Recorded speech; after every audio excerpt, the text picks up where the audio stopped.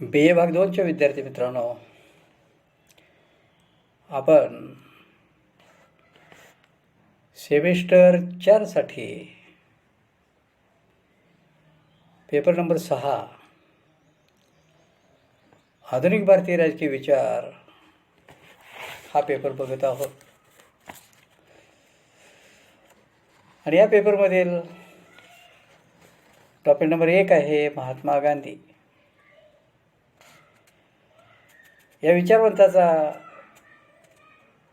आपण अभ्यास करणार आहे.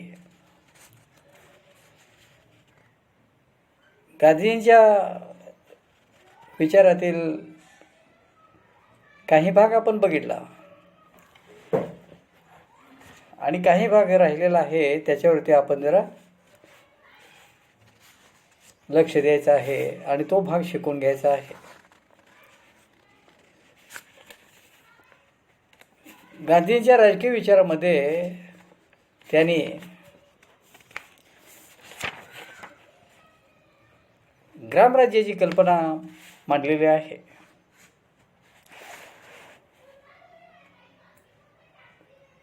गांधींचं ग्रामराज्याबाबत मत काय होतं, त्यांचे विचार काय होते, हे थोडक्यात आपण बघूया. महात्मा गांधीजींनी राज्य संस्थेविषयक विचार मांडत असताना स्वराज्य, ग्रामराज्य, विकेंद्रीकरण, अराज्यवाद याविषयी सुसंगती ठेवलेली नाही असे म्हणावे लागते. त्यांनी एके ठिकाणी स्वराज्य, ग्रामराज्य या कल्पना स्पष्ट केल्या आहेत, तर दुसऱ्या ठिकाणी ते अराज्यवादाची कल्पना मांडून राज्याचे अस्तित्व नाकारतात.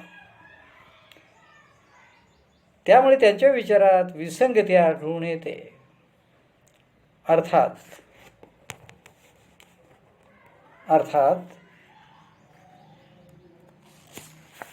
याबाबत सुसंगती लावायची झाली तर असे म्हणता येईल की गांधीजींना स्वराज्य, ग्रामराज्य या समाजव्यवस्थेतून हळूहळू अराज्यवादी म्हणजे राज्यविहीन समाज निर्माण करण्याची कल्पना अभिप्रेत होती.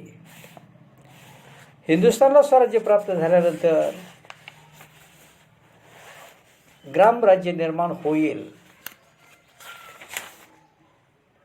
हिंदुस्थानला स्वराज्य प्राप्त झाल्यानंतर ग्रामराज्य निर्माण होईल आणि आदर्श समाज निर्माण झाला की राज्यविहीन समाज व्यवस्था प्रस्थापित होईल अशी त्यांची धारणा होती. आता स्वराज्याच्या कल्पनेबाबत गांधींचं मत काय होतं? स्वराज्याची संकल्पना गांधींनी कशी स्पष्ट केलेली आहे ते थोडक्यात या ठिकाणी आपण बघूया. गांधीजी स्वराज्य ही आदर्श समाजाकडे जाण्याची एक पायरी मानत होते. स्वराज्य ही आदर्श समाजाकडे जाण्याची एक पायरी आहे असं गांधीजी म्हणायचे. त्याने आपल्या हिंद स्वराज किंवा इंडियन होम रूल या पुस्तकात स्वराज्याच्या कल्पनेचं स्पष्टीकरण केलेलं आहे. त्यांनी इटली या देशाचे उदाहरण घेऊन भारतीय स्वराज्याची कल्पना स्पष्ट केलेली आहे. इटलीत इटालियन माणसेच राज्य करतात म्हणून ते राष्ट्र सुखी आहे अशी कल्पना करणे चुकीचे ठरेल. कारण तेथे राजा व त्याचे हस्तक यांच्या जुलमी अंमलाखाली प्रजेला राहावे लागले आहे असे मॅजिनीने दाखवून दिलेले आहे. त्याप्रमाणे ब्रिटिशांकडून स्वराज्य प्राप्त करून ते संस्थानिकांच्या हातात देणे चूक ठरेल. याला मी स्वराज्य म्हणणार नाही. भारतातील कोट्यावधी जनतेला सुखी करण्यासाठी मी देशभक्ती व देशसेवा सुरू केली आहे. तेव्हा या देशातून इंग्रज गेले म्हणजे झाले अशी माझी देशसेवा नाही. इंग्रजांनी स्वराज्य दिल्यानंतर ते संस्थानिकांच्या अंमलाखाली जाणार नाही याविषयी दक्षता घेणे माझ्या देशभक्तीचे लक्षण आहे. भारतीय जनतेचे शोषण थांबावे आणि तिचे सर्वांगीण कल्याण व्हावे यासाठी सर्वसामान्य गरीब जनतेने चालविलेले स्वराज्य मला अभिप्रेत आहे. या विचारावरून गांधीजींची स्वराज्य कल्पना किती भरीव आणि व्यापक व भक्कम स्वरूपाच्या होती हे दिसून येते. महात्मा गांधींनी स्वराज्यप्राप्तीसाठी एका बाजूने स्वातंत्र्याचा लढा अहिंसात्मक मार्गाने चालू ठेवला आणि त्याबरोबरच देशाच्या सामाजिक व आर्थिक जीवनाचे परिवर्तन घडवून आणण्यासाठी दुसऱ्या मार्गाने प्रयत्न सुरू केला. अस्पृश्यता निवारण, खादी ग्रामोद्योग, मूलोद्योग शिक्षण, शेतकरी व कामगार यांचे संघटन इत्यादी कार्यक्रम त्यांनी हाती घेतले होते. ब्रिटिशांच्या राजकीय वर्चस्वापासून, जुलमापासून देशाला स्वतंत्र करणे व सर्वसामान्य लोकांच्या मतानुसार राज्यकारभार चालवणे अशी स्वराज्याची कल्पना गांधींनी विशद केलेली होती. 1931 साली इंग्लंडच्या प्रवासाला निघण्यापूर्वी federation of Indian chambers of commerce पुढे बोलताना गांधीजींनी स्वतंत्र भारताच्या सरकारची कर्तव्य काय असावीत याबाबत स्वतःच्या कल्पना सांगितल्या आहेत. ते म्हणतात, भारतीय स्वराज्य म्हणजे येथील बहुसंख्य समाजाच्या अर्थात हिंदूंचे राज्य असे लोक बोलतात. यापेक्षा मोठी दुसरी चूक नाही. तसे होणार असेल तर मी त्याला स्वराज्य म्हणायला तयार नाही. अशा राज्याविरुद्ध मी सर्व सामर्थ्यानिशी झगडेन. माझ्या मते हिंदवी स्वराज्य म्हणजे येथील सर्व लोकांचे आणि न्यायाचे राज्य. त्या राज्यातील मंत्री हिंदू, मुसलमान, शीख कोणी असोत, त्या राज्यातील विधिमंडळाचे सर्व सदस्य हिंदू, मुसलमान असे कोणत्याही जातीचे असोत, त्यांना सर्व जनतेला समानतेने व न्यायाने वागवणे भाग पडेल. भारतातील कोणत्याही जाती जमातीने स्वराज्य म्हणजे दुसऱ्या कोणत्या तरी जातीची किंवा धर्माची मक्तेदारी अशी भीती बाळगण्याचे कारण नाही. ज्यात कोणाच्याही हिताचे विशेष संरक्षण करावे लागत नाही असे राज्य म्हणजे स्वराज्य होय. राष्ट्रसभा ही संघटना कोणत्याही एका गटाची नाही, ती सर्वांची आहे हे मी स्पष्टपणे सांगू इच्छितो. तरी देखील भारतात बहुसंख्य लोक गरीब शेतकरी असल्याने त्याचे हित रक्षण करणे हे तिचे आद्य कर्तव्य आहे. म्हणूनच राष्ट्रसभेने खऱ्याखुऱ्या गरीब जनतेचे प्रतिनिधित्व केले पाहिजे. याचा अर्थ इतर सर्व वर्ग, मध्यमवर्ग, भांडवलदार, जमीनदार इत्यादी भरडून काढले जावेत असे नाही, तर त्याचा अर्थ असा की या सर्व वर्गांनी गरीब जनतेच्या हित संवर्धनाला अग्रक्रम द्यायला हवा. महात्मा गांधींच्या मते स्वतंत्र भारतात लोकांचे संमतीने चालणारे सरकार असले पाहिजे. आपली संमती लोकांनी जास्तीत जास्त बहुमताने दर्शवलेली असेल. जे राष्ट्राची परिश्रमपूर्वक सेवा करत असेल आणि ज्यांनी मतदारांच्या यादीत आपले नाव नोंदवलेले आहे अशा सर्व स्त्री पुरुषांना मतदानाचा अधिकार असेल. मूठभर लोकांनी सत्ता हस्तगत केल्याने खरे स्वराज्य निर्माण होणार नाही, तर सत्ताधारी कोणीही असो, सत्तेचा दुरुपयोग झाल्यास सत्तारूढ लोकांना प्रखर विरोध करण्याची पात्रता सर्वांच्या अंगी आली म्हणजे खरे स्वराज्य येईल. सत्तेवर नियंत्रण ठेवण्याच्या, तिचे नियमन करण्याच्या आपल्या अंगच्या सामर्थ्याची जाणीव जनतेमध्ये योग्य शिक्षणाने निर्माण करून स्वराज्य संपादन करावयाचे आहे. असे स्वराज्यविषयक विचार गांधीजींनी यंग इंडिया या वृत्तपत्रात 17 सप्टेंबर 1931च्या अंकात मांडलेले होते. गांधीजींनी विशद केलेल्या स्वराज्य या कल्पनेत समानतेच्या तत्वाला विशेष महत्त्व दिलेले दिसते. त्यांच्यामध्ये स्वराज्य हे केवळ काही सुशिक्षित व श्रीमंत लोकांची मिरासदारी असून चालणार नाही. कोणत्याही वांशिक धार्मिक भेदभावाला त्यात जागा असणार नाही. देशातील सर्व लोकांना सर्वसाधारण जीवनावश्यक सुखसोयी उपलब्ध करून देणारी समाजव्यवस्था त्यांना अधिक पसंत होती. कोणत्याही प्रकारचा जातभेद किंवा वंशभेद न मानता सर्वांचा सामाजिक दर्जा समान करण्याचा प्रयत्न ज्या राज्यात केला जाईल त्या राज्यात स्वराज्य म्हणणे उचित ठरेल. गरीब जनतेला राजकीय गुलामगिरीतून, आर्थिक शोषणातून व सामाजिक जुलमातून मुक्त करण्यासाठी गांधीजींना स्वराज्य हवे होते. त्यामुळे त्यांनी अहिंसात्मक मार्गाने स्वातंत्र्य आंदोलन चालू ठेवले होते. अशा पद्धतीनं गांधींची स्वराज्याची संकल्पना ही सर्व जाती धर्माच्या, पंथाच्या आणि सर्व प्रकारच्या, गरीब असो श्रीमंत असो, अशा सर्व लोकांच्यासाठी स्वराज्याची संकल्पना ही होती. लोकांनी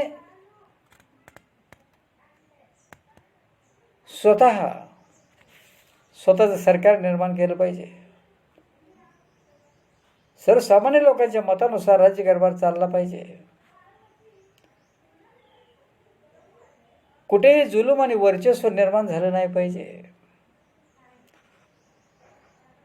स्वराज्य हे सर्वांचं हित साध्य करणारं असलं पाहिजे. सर्वांना न्याय देणारं राज्य असलं पाहिजे.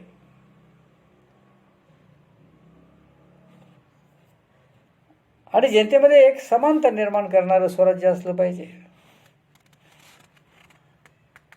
असं साधारणपणे हिंद स्वराज्य या पुस्तकामध्ये गांधींनी स्वराज्याची कल्पना ही मांडलेली आहे असं आपल्याला दिसून येतं. आणि त्याच्यानंतर मग ग्रामराज्याची कल्पना त्याने सांगण्याचा प्रयत्न केला. तर त्याविषयी गांधीजी काय म्हणतात? गांधीजीने राज्यविहीन समाज रचना निर्माण करण्यासाठी रामराज्याची कल्पना विषद केलेली आहे. समाजात वर्ण व्यवस्था मानून समाज रचना बदलली पाहिजे अशी त्यांची धारणा होती. विकेंद्रीकरणाचे तत्व स्वीकारून राजकीय सत्ता खेडे या घटकापर्यंत पोहोचल्याशिवाय देशाचा सर्वांगीण विकास होणार नाही असे त्यांचे मत होते. त्यांच्या मते खेडे किंवा ग्राम हा घटक महत्त्वाचा मानून खेडी जेव्हा स्वयंपूर्ण व स्वयंशासित होतील तेव्हाच खऱ्या अर्थाने ग्रामराज्य निर्माण होईल. प्रत्येक खेड्याने आपल्या प्राथमिक गरजा भागविल्या पाहिजे. आर्थिक, सामाजिक व राजकीयदृष्ट्या खेडे स्वयंपूर्ण होणे आवश्यक आहे. उत्पादनात वाढ करून नवे जुने ग्रामोद्योग व मूलोद्योग सुरू करून आर्थिक परिवर्तन घडवून आणता येते. खेड्यांचा, ग्रामांचा राज्यकारभार पाहण्यासाठी पंचायतीची सोय केली जाईल. पंचायतीमार्फत राजकीय, आर्थिक, सामाजिक प्रश्न सोडवण्याचा प्रयत्न केला जाईल. गांधींनी ग्रामराज्याची कल्पना पुढील शब्दात स्पष्ट केलेली आहे. गांधींच्या मते खेडे हा घटक खऱ्या अर्थाने स्वयंपूर्ण होण्यासाठी या खेड्यातील प्रत्येक व्यक्तीने खेड्याच्या प्रशासनात भाग घेतला पाहिजे. प्रत्येकाने स्वतःवर नियंत्रण ठेवले पाहिजे. दुसऱ्याच्या विकासात अडचण निर्माण होणार नाही याबाबत जबाबदारीने स्ववर्तन ठेवले पाहिजे. ग्रामपंचायतीमार्फत तेथील लोकांचे सर्व प्रश्न सोडवले पाहिजेत. तरच तेथे आदर्श ग्रामराज्य निर्माण होईल. प्रत्येक खेडे स्वयंपूर्ण सुखी बनले तर देशातील मध्यवर्ती शासनाची गरज भासणार नाही. संपूर्ण समाज अहिंसामय व समतामय झाला की राज्याची दंडशक्तीसुद्धा अनावश्यक ठरेल. असं गांधींचं ग्रामराज्याबाबत थोडक्यात मत होतं. प्रत्येक खेडे स्वयंपूर्ण आणि सुखी बनले तर देशातील मध्यवर्ती शासनाची गरज भासणार नाही. संपूर्ण समाज अहिंसामय व समतामय झाला की राज्याची दंडशक्ती अनावश्यक ठरेल आणि राज्याची गरज उरणार नाही असं गांधींचं मत होतं. मग त्याच्यापुढे जाऊन गांधीजी अराज्यवाद आणि राज्यविरहित समाज याबद्दल आपलं मत व्यक्त करतात. गांधींच्या मते संपूर्ण समाज अहिंसामय झाला की शासन संस्थेची गरज भासणार नाही. प्रत्येक खेडे स्वयंपूर्ण व सुखी रामराज्य बनले तर पूर्णांशाने समाजही स्वयंपूर्ण व स्वयंशासित बनेल. अशावेळी पोलीस, सैन्य, तुरुंग, न्यायालय, विधिमंडळे यांची गरजसुद्धा भासणार नाही. तरी पण त्यांचे अस्तित्व काही प्रमाणात ठेवून त्यांचे कार्य अहिंसेच्या तत्वाने चालू ठेवणे फायद्याचे ठरते. राज्यविरहित समाजात सरकार असेल परंतु ते कमीत कमी अधिकार व सत्ता वापरण्याचा प्रयत्न करेल. सर्व राज्यकर्ते व नोकर अहिंसेचे उपासक म्हणून समाजसेवेचे कार्य करतील. राजकीयदृष्ट्या समाजात सत्तेचे विकेंद्रीकरण घडवून आणले गेले की आपोआप आर्थिक समता प्रस्थापित होईल. साहजिकच आर्थिक विषमता कमी झाल्याने संघर्ष कमी होईल, समाजातील वर्ग संघर्ष अंतर्गत कलह कमी होईल, त्यामुळे राज्याच्या नियंत्रणाची गरज राहणार नाही. अशा रीतीने समाज राज्यविरहित बनू शकेल असे गांधींचे मत होते. महात्मा गांधींनी जी वर्णाश्रम व्यवस्था सुचविली आहे तिला राज्यविहीन समाज रचनेत महत्त्व दिलेले दिसते. कारण महात्मा गांधींची जी आदर्श राज्याची अराज्यवादाची कल्पना होती ती वर्णाश्रम व्यवस्थेवर आधारलेली होती. त्यांच्या मते समाजात फक्त 4च वर्ण ब्राह्मण, क्षत्रिय, वैश्य व शूद्र असतील. याशिवाय ज्या जाती, पोटजाती वगैरे असतील त्यांचा समावेश या 4 वर्णात केला जावा. सुरुवातीला सर्व जाती, उपजाती यांचा समावेश या वर्णात केला जाईल. या 4 वर्णात व्यक्तीला तिच्या पसंतीप्रमाणे प्रवेश घेता येईल. माणसाच्या जन्मावरून वर्ण न ठरता त्यांच्या गुणावरून, कार्यावरून त्यांचा वर्ण ठरला जावा. राज्यातील प्रत्येक व्यक्ती समान अधिकाराची आहे. कोणी श्रेष्ठ व कनिष्ठ आहे असा भेद न म्हणता समाजाचा जबाबदार घटक म्हणून राहिले पाहिजे. कालांतराने या 4 वर्णात जे लोक असतील त्या सर्वांनी आपण कोणत्याही एका वर्णाचे आहोत असे न म्हणता आपण एका समाजाचे आहोत अशी विशाल आणि मानवतावादी भावना बाळगली पाहिजे. अशा रीतीने समाजातील सर्व वर्ण लोप पावतील आणि समाज वर्गविरहित आणि वर्णविरहित बनू शकेल आणि आदर्श समाज, आदर्श राज्य प्रत्यक्षात निर्माण होऊ शकेल अशी गांधींची आदर्श समाजाची कल्पना होती. अशा पद्धतीनं साधारणपणे गांधींनी राज्यविरहित समाज निर्माण होऊ शकेल किंवा अराज्यवादी समाज निर्माण होऊ शकेल असं म्हटलं. आणि त्याच्यानंतर मग पुढे आदर्श समाज आणि अहिंसात्मक राज्य कसं निर्माण होऊ शकेल याविषयी त्यांनी विचार मांडलेले आहेत. गांधीजींनी आदर्श समाजाची जी कल्पना मांडली ती तात्विक स्वरूपाची होती. गांधींच्या राजकीय विचारात ज्या ज्या गोष्टींचा समावेश केला जातो त्या त्या गोष्टी गांधीजींनी प्रत्यक्ष आचरणात आणल्या होत्या. सत्य, अहिंसा, सत्याग्रह इत्यादी विचार त्यांनी प्रत्यक्ष कृतीद्वारे जनतेपुढे ठेवले होते. परंतु आदर्श समाज, अराज्यवाद, वर्णव्यवस्था, विकेंद्रीकरण, ग्रामराज्य या गांधींच्या कल्पना तात्विक स्वरूपाच्या राहिल्या. स्वराज्य प्राप्तीनंतर या कल्पना मूर्त स्वरूपात आलेल्या नाहीत किंवा वास्तववादानुसार त्या प्रत्यक्षात येणे कठीण होते असे म्हणता येईल. गांधीजी स्वतः सत्यवादी, अहिंसावादी होते, परंतु संपूर्ण समाज अहिंसावादी बनविणे ही अत्यंत कठीण गोष्ट आहे याची त्यांना जाणीव होती. गांधींनी सांगितलेला आदर्श समाज पूर्णपणे आध्यात्मिक व नैतिक अधिष्ठानावर आधारलेला होता. समाजाचे नियमन राज्यसंस्थेमार्फत न करता नैतिक नियमाद्वारे केले जावे असे त्यांचे मत होते. गांधीजी अराज्यवादी होते. त्यांनी वर्णव्यवस्थेवर आधारलेला आदर्श समाज निर्माण करण्यासाठी ग्रामराज्याची कल्पना सांगितली आहे.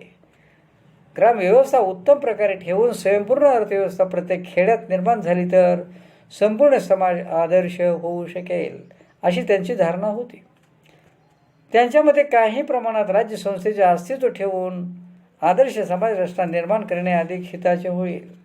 म्हणून राजकीय, आर्थिक, सामाजिक क्षेत्रात सर्वांना समान संधी देऊन सर्वांगीण विकास घडवून आणला की आदर्श समाज रचनेची कल्पना फलद्रूप ठरेल.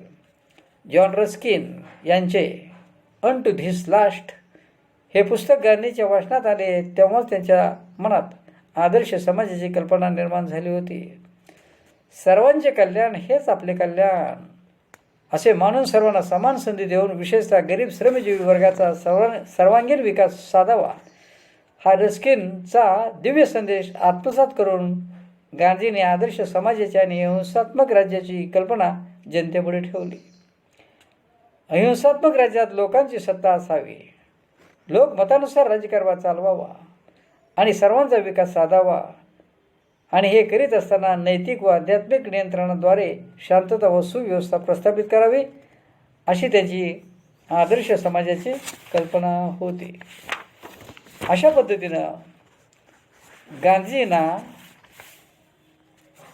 एक ग्रामराज्याची कल्पना जी आहे ती कल्पना आणि राज्यविरहित समाजाची कल्पना जी आहे ती कल्पना प्रत्यक्षात आणावयाची होती.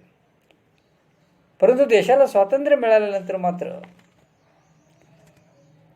गांधींचं ग्रामराज्य निर्माण होऊ शकलं नाही. देशाला स्वराज्य मिळालं, देशाला घटना मिळाली आणि घटनेनुसार राज्यकारभार चालला, राज्य अस्तित्वात राहिलं, कायदा अस्तित्वात राहिला. परंतु ग्रामराज्य कधीही आलं नाही. खेडी स्वयंपूर्ण, काही खेडी स्वयंपूर्ण झाली, परंतु सगळी खेडी ही काही स्वयंपूर्ण झाली नाही. खेडी स्वयंपूर्ण झाली म्हणून ती काही राज्यापासून वेगळी झालेली नाही. त्यांचं अस्तित्व राज्यामध्येच राहिलेलं आहे. आणि त्यामुळं अराज्यवाद किंवा राज्यविरहित समाज हा निर्माण होऊ शकला नाही. आणि आदर्श समाज आणि अहिंसात्मक राज्य हे सुद्धा प्रत्यक्षात येऊ शकलेलं नाही असं आपल्याला शेवटी म्हणावं लागतं. ग्रामराज्य यावं आणि रामराज्य त्यातून निर्माण व्हावं हा गांधींचा विचार मोठा होता, परंतु तो प्रत्यक्षात येऊ शकत नव्हता आणि आलेलाही नाही असे आपल्याला दिसून येतं. अशा पद्धतीनं साधारणपणे जर आपण विचार केला तर गांधींची ग्रामराज्याची जी काही कल्पना आहे किंवा रामराज्याची काही कल्पना आहे किंवा जे विचार आहेत ते विचार अशा प्रकारचे आहेत. या विचारामध्ये त्याने सगळ्यात अगोदर स्वराज्याची कल्पना सांगितली, नंतर ग्रामराज्याची कल्पना सांगितली, त्याच्यानंतर अराज्यवाद आणि राज्यविरहित समाज निर्माण होईल असं सांगितलं आणि सगळ्यात शेवटी आदर्श समाजाने हिंसात्मक राज्य निर्माण होईल असं सांगितलं. असे विचार गांधींनी त्या काळामध्ये केलेले होते.